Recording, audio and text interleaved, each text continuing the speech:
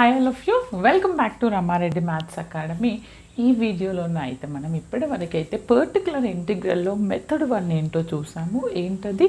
F D of Y is equal to Q of X ఉన్నప్పుడు ఏముంటాలంటున్నాను, if this Q of X is exponential అయితే గనక ఎలా substitute చేయాలి, డినామినేటర్ 0 వస్తే ఏంటి, అండ్ ఇనిషియల్ ప్రాబ్లమ్స్ కండిషన్స్ ఇచ్చినప్పుడు ఎలా చేయాలని చెప్పాను. ఒకవేళ కనుక ఈ వీడియో ఫస్ట్ టైం చూస్తే దీని ముందున్నటువంటి వీడియోస్ అండ్ వరల్డ్ ప్లేలిస్ట్ కూడా డిస్క్రిప్షన్లో ఇస్తాను, అక్కడికి వెళ్ళి చెక్ చేసుకోండి. తర్వాతనే ఇది చూడండి, క్లియర్గా ఉంటుంది. This is method 2. బట్ వీడియోని మాత్రం కంపల్సరీ లైక్ చేయండి, కమెంట్ కంపల్సరీ. ఓకేనా బేటా? ఇప్పుడు మనం ఇది చేసాము. ఈ మెథడ్లో ఏం చేసామంటే డి ప్లేస్లో ఏ సబ్స్టిట్యూట్ చేసాం. ఓకే, ఇది అయిపోయింది. Put D is equal to A. మరి ఎక్స్పోనెన్షియల్ కాకుండా క్యూ ఆఫ్ ఎక్స్ అనేది ట్రిగ్నోమెట్రిక్ ఉన్నప్పుడు ఎలా చేయాలి? Listen carefully, very most important. ప్రతి ప్రాబ్లమ్కి exponential with trigonometric and algebraic with trigonometric అడుగుతారు, కాబట్టి క్లియర్గా వినండి. ఏమంటున్నారు? పర్టికులర్ ఇంటిగ్రల్ మెథడ్ 2లో పర్టికులర్ ఇంటిగ్రల్ అనేది F D of Y equal to Q of X. ఎప్పుడు క్యూ ఆఫ్ ఎక్స్ అనేది సైన్ బిఎక్స్ అయినా కాస్ బిఎక్స్ అయినా ఉన్నప్పుడు ఏం చేయాలనేది నేను ఈ వీడియోలో వర్కింగ్ రూల్ చెప్తాను, క్లియర్గా వినండి. ఏం లేదు బేటా, ఫస్ట్ ఆఫ్ ఆల్ మనకి ఏం చేస్తాము, ఎప్పుడు కనుక్కుంటామో పర్టికులర్ ఇంటిగ్రల్ అనేది ఎల్హెచ్ఎస్ ఆర్హెచ్ఎస్ బోత్ ఉన్నప్పుడు వైపీ వస్తుంది. ఎలా ఉండాలి? F D of Y is equal to Q of X. కొంతమంది దీన్నే పై ఆఫ్ ఎక్స్ అంటారు. No need to worry, this is any function in terms of X. ఇక్కడ Q of X exponential అయిపోయింది. మరి క్యూ ఆఫ్ ఎక్స్ అనేది trigonometric ఇచ్చినప్పుడు ఏం చేయాలి? మనకి జనరల్గా వైపీ ఎలాగనుకుంటామండి మనం? 1/f of D into Q of X అని రాసిన తర్వాత ఆ Q of X depends upon the function మనం సబ్స్టిట్యూట్ చేస్తాం. ఎక్స్పోనెన్షియల్ అయితే డి ఈక్వల్ టు ఏ. ఇక్కడ ఏమంటున్నాను, క్యూ ఆఫ్ ఎక్స్ అనేది కనుక ట్రిగ్నోమెట్రిక్ అయినప్పుడు మరేం చేయాలి? ఐదర్ సైన్ బిఎక్స్ కావచ్చు లేదా కాస్ బిఎక్స్ కావచ్చు. If this is any function in terms of trigonometric, అప్పుడు వైపీకి మనం ఏం సబ్స్టిట్యూట్ చేస్తామంటే డి స్క్వేర్. ఎక్స్పోనెన్షియల్లో డి ప్లేస్లో ఏ సబ్స్టిట్యూట్ చేశాను, కానీ ట్రిగ్నోమెట్రిక్ ఇచ్చినప్పుడు ఏం సబ్స్టిట్యూట్ చేయాలి? Put D square is equal to minus of B. ఇక్కడ ఏది ఉంది? B square. ఏ ఉంటే A square minus of B square. దీన్ని ఇంకా ఎలా రాయొచ్చు అంటే డి స్క్వేర్ ప్లేస్లో సింపుల్గా minus A square minus B square substitute చేయాలి. కొంతమంది ఏం చేస్తారంటే కన్ఫ్యూజన్లో ఈ మైనస్ని ఈ స్క్వేర్ లోపల రాస్తారు, అప్పుడు వాల్యూ చేంజ్ అవుతుంది. ఇప్పుడు -2 ఉంది, మనకి 2 సబ్స్టిట్యూట్ చేయాలి. మైనస్ ఆఫ్ 2 స్క్వేర్ అంటే -4 వస్తుంది. అదే మైనస్ ఆఫ్ 2 హోల్ స్క్వేర్ అంటే 4 వస్తుంది. దాంతో ప్రాబ్లం మిస్టేక్ అవుతుంది. అంటే మైనస్ని కామన్గా రాసేసి దాన్ని స్క్వేర్ చేసిన తర్వాత ఓన్లీ డి స్క్వేర్ ప్లేస్లో మాత్రమే సబ్స్టిట్యూట్ చేస్తాము.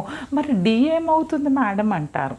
సపోజ్ ఎఫ్ ఆఫ్ డి అనేది మీరు డి స్క్వేర్ ప్లేస్లో కాన్స్టెంట్ సబ్స్టిట్యూట్ చేశారు, అప్పుడు డి టర్మ్ ఉంటుంది కదా, డి టర్మ్ ఉంటుంది, ఇంకొక కాన్స్టెంట్ ఉంటుంది. అది కనుక ఇలా అనుకుంటే D plus A or D plus బిలో ఉంది అనుకోండి, డి స్క్వేర్ అయిపోయింది, డి ప్లస్ బిలో వచ్చింది అనుకోండి. మరి దీన్ని ఎలా రెడ్యూస్ చేస్తారు మేడం అని అంటారు.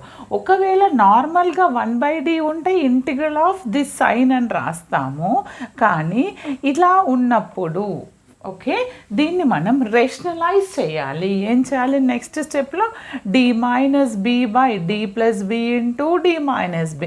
అంటే డి మైనస్ బితోని ప్రోడక్ట్ డివిజన్ చేస్తే then again you will get D minus B by D square minus B square ఇలా వస్తుంది, అవునా? తర్వాత మళ్ళీ అగైన్ మనం సైన్ బిఎక్స్ వాల్యూ ఇది B square D square equal to minus of B square substitute చేస్తే ఇక్కడ కాన్స్టెంట్ వస్తుంది.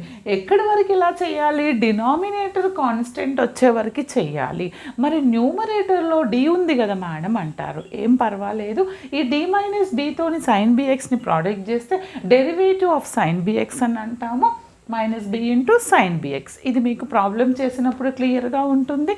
అండ్ ఇక్కడ వెరీ మోస్ట్ ఇంపార్టెంట్ నోట్ ఏంటంటే ఇది అందరు చేస్తారు. మనకి ఎక్స్పోనెన్షియల్లో కూడా ఒక ఇంపార్టెంట్ నోట్ వచ్చింది ఏంటిది, after substituting d value or d square value, if the denominator will become to 0, then what we have to do అనేది మన డౌట్. ఏంటంటే డినామినేటర్ 0 ఎప్పుడు అవుతుంది, ఒకటి కేస్ 1 చూడండి, ఇక్కడ ఎప్పుడు అవుతుంది అని అంటే 1/d² + b² of sign b² bx ఇలా ఉంది. ఇలా ఉన్నప్పుడు మన రూల్ ప్రకారం మనం ఏం చేస్తాం బేటా, ఈ d² ప్లేస్లో -b² సబ్స్టిట్యూట్ చేస్తాం. అప్పుడు ఇది ఏమవుతుంది, 1/ ఇది -b², ఇది +b² ఉంది, అంటే డినామినేటర్ 0 అవుతుంది. ఇలాంటి కేసులో దీనికి డైరెక్ట్ ఏంటి అని అంటే -x cos bx/2b. ఇది ఎలా వచ్చింది మేడం అంటే, జస్ట్ సెకండ్, ఇది ఎలా వచ్చింది మేడం అని అంటే ఒక్కసారి చూడండి, డినామినేటర్ 0 అయినప్పుడు మీరు ఏం చేయాలి, x/, డెరివేటివ్ ఆఫ్ దిస్ అంటే 2d × d, ఓకే 2d అవుతుంది.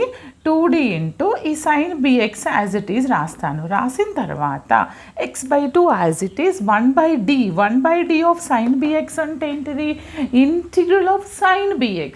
ఇంటిగ్రల్ ఆఫ్ దిస్ అంటే ఏమవుతుంది నాకు చూడండి, x as it is 2 as it is, integral of sine bx అంటే ఏమవుతుంది నాకు -cos bx/b ఏమవుతుంది, -cos bx/b అంటే ఆన్సర్ ఎంత, -x cos bx/2b. అర్థమైంది కదా, 0 అయినప్పుడు ఇలా ఉన్నప్పుడు డైరెక్ట్ ఉన్నప్పుడు ఇది ఫార్ములా. అదే ఇక్కడ d² + b²లో సైన్ ఉంటే ఇలా రాసాము, మరి కాస్ ఉంటే ఏం రాస్తారు, cos bx ఉంది. cos bx ఉన్నప్పుడు నాకు ఏమొస్తుంది, జస్ట్ నెగిటివ్ రాదు, ఎందుకని x/2d × cos bx అంటాము, అవునా, x/2d × cos bx. అప్పుడు అదేమవుతుంది, x/2, కాస్కి ఏమొస్తుంది, సైన్ వస్తుంది, సైన్ bx/2. ఏంటిది ఇది, నాకు ఆన్సర్ ఎంత వస్తుందండి, ఇది x sin bx/2b. అర్థమైంది కదా, 0 అయినప్పుడు ఈ విధంగా రాస్తాము. మీరు ప్రాబ్లం చేసినప్పుడు చాలా క్లియర్గా, ఒకవేళ sine A X or sine B X cos A X cos బిఎక్స్లో ఉంటే ఇలా, అలా కాకుండా సైన్ ఏ సైన్ బిలో ఉంటే ఎలా రాస్తాం, మరి సైన్ కాకుండా కాస్ స్క్వేర్ ఎక్స్లో ఉంటే ఎలా రాస్తాం అనేది ఇక్కడ నుంచి నెక్స్ట్ వీడియోస్లో చాలా క్లియర్గా చెప్పడం జరుగుతుంది. వీడియోని మాత్రం చివరి వరకు చూడండి, ఫ్రెండ్స్కి గ్రూప్స్కి అందరికీ ఫార్వర్డ్ చేయండి. Like compulsory, share compulsory, comment compulsory. All the best. Thanks for watching.